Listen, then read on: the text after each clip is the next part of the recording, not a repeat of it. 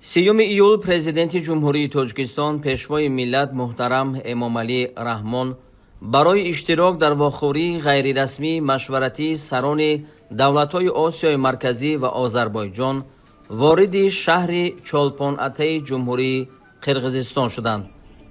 дар фурудгоҳи байналмилалии Иссик-Кул президенти ҷумҳурии Тоҷикистон муҳтарам Эмомалӣ Раҳмонро раиси Девони вазирон, роҳбари маъмурияти президенти Қирғизистон Адилбек Касималиев ва дигар намояндагони воломақом гарму самимӣ истиқбол гирифтанд.